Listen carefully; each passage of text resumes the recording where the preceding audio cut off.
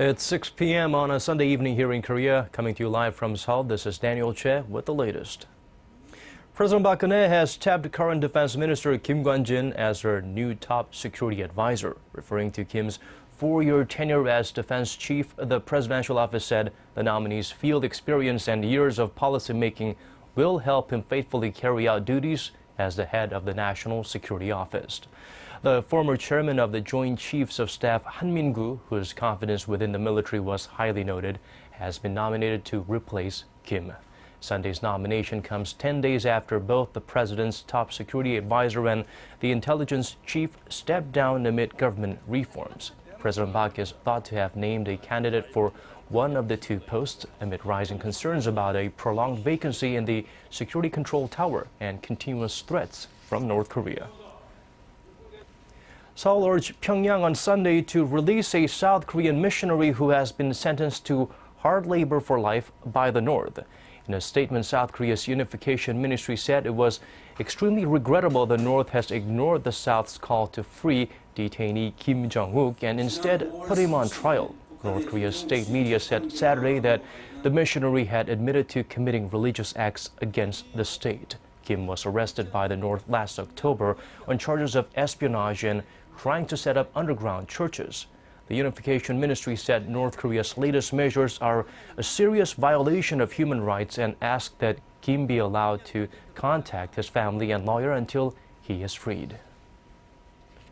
The defense chiefs from Korea and U.S. have agreed to set the timing and conditions for the transfer of wartime operational control from Washington to Seoul by October. Experts are predicting the transfer date will be sometime in early 2020. Our Kim Hyun-bin reports.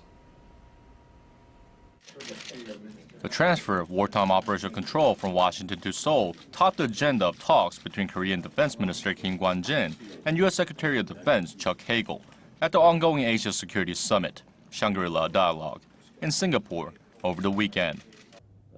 Korea and the U.S. have agreed to set the date and conditions for the transfer by the annual security consultative meeting in October.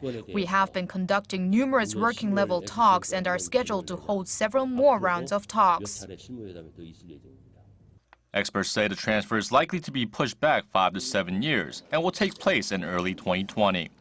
That's the time when Korea Air and Missile Defense System, which could counter missiles and nuclear weapons from Pyongyang, is scheduled to be implemented. The question of whether the U.S.-led missile defense system will be implemented in Korea was not discussed during the meeting. Korea's defense ministry says there were no opposing views on Korea setting up its own missile defense system. As we've said in the past, we will establish our own missile defense system while enhancing interoperability with the U.S. Japan will not be included in our plan. In related news, Kim said that Japan could exercise its collective self-defense outside the theater of South Korea's operations, a thinly veiled warning that Japanese self-defense forces will not be admitted to South Korea unless requested by Seoul. Kim Hyun-bin, Arirang News. Park Geun-hye, South Korea's chief negotiator to the six-party talks, left for Washington earlier this Sunday for discussions with his American counterpart, Glenn Davies. The two will meet Monday for talks on the coordination of efforts to denuclearize North Korea and the handling of Pyongyang's nuclear programs in the future. The six-nation talks involving the two Koreas, the U.S., China, Japan, and Russia, have been stalled since late 2008. The two negotiators will also discuss the recent deal between North Korea and Japan involving the release of Japanese nationals abducted by Pyongyang. Tokyo said it will lift some sanctions on Pyongyang and provide humanitarian aid, a move that could hinder concerted efforts to bring the reclusive regime back to the nuclear negotiating table.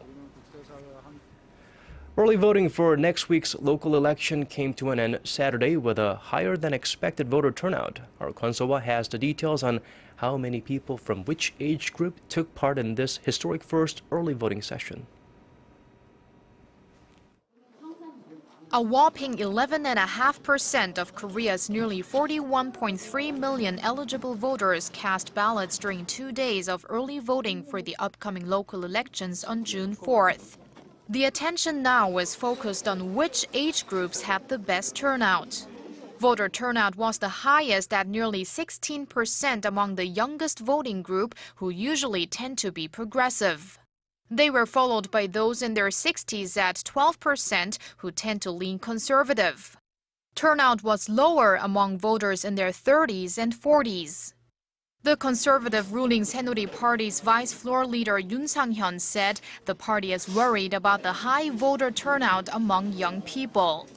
The spokesperson for the main opposition New Politics Alliance for Democracy, Park Geun-hye, said his party is concerned about the low turnout among people in their 30s and 40s and the turnout of voters in their 20s, as the majority of the country's 35,000 soldiers are part of the 16% of people who voted in advance.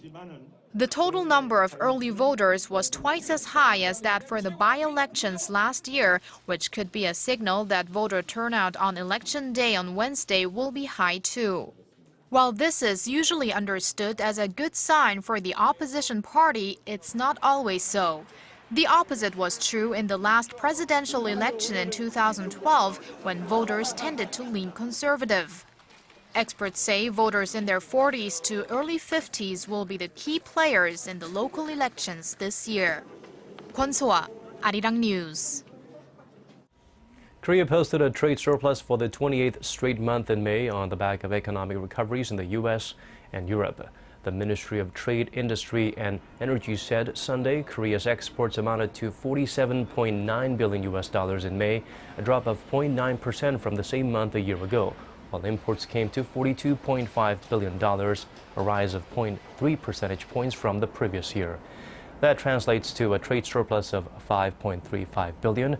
The ministry attributed the decline in exports to a cut in the number of working days in May due to a row of public holidays. Exports to the U.S. and Europe have increased over the past year, while those to China and Japan are shrinking. The Korean government is seeking ways to ramping up efforts to implement a creative economy in the space industry. It plans to use satellite information to tackle social problems and come up with measures to protect citizens and national assets from space threats. Our Paul Yi tells us more. The Korean government is looking to the stars with a new set of advanced space policies.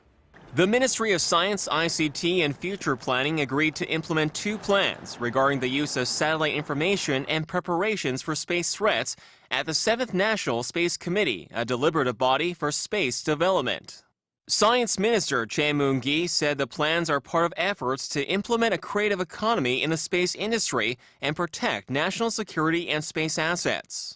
The government plans to establish a special organization that will oversee the management and use of satellite information by 2015. As part of its Satellite Information 3.0 campaign, the government is also seeking to establish a one-stop platform where the public will be able to search for satellite information.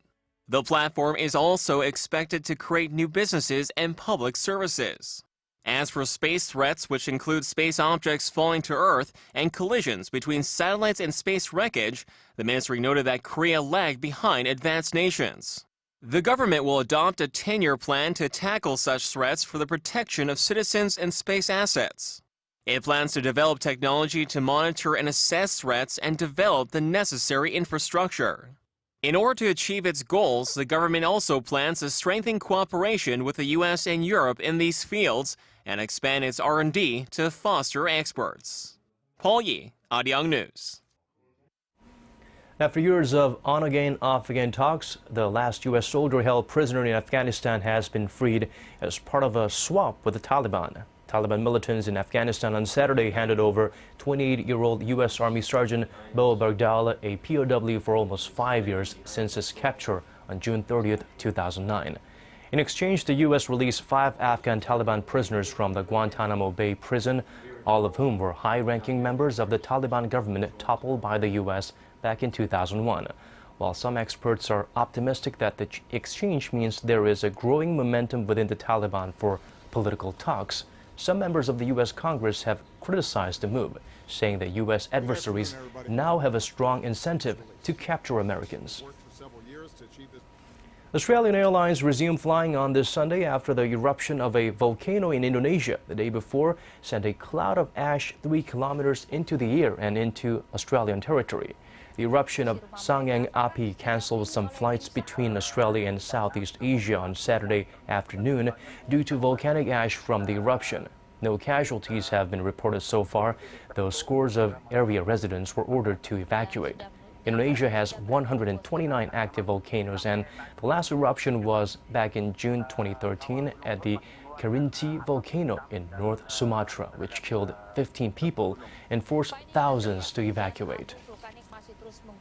Moving on to weather, it was a sizzling hot weekend here in Korea's capital.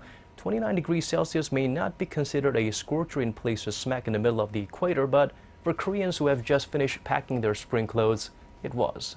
But rain is in the forecast for Jeju and surrounding areas early Monday morning, which will cool things off in most parts.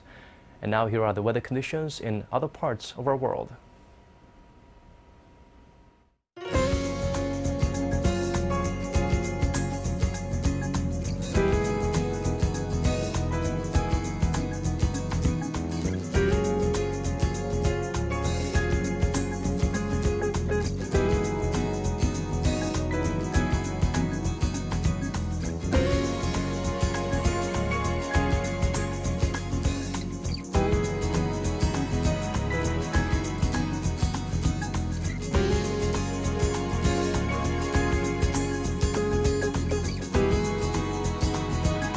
And that's all from us at this hour. For more, tune in again at 10 p.m. Korea time.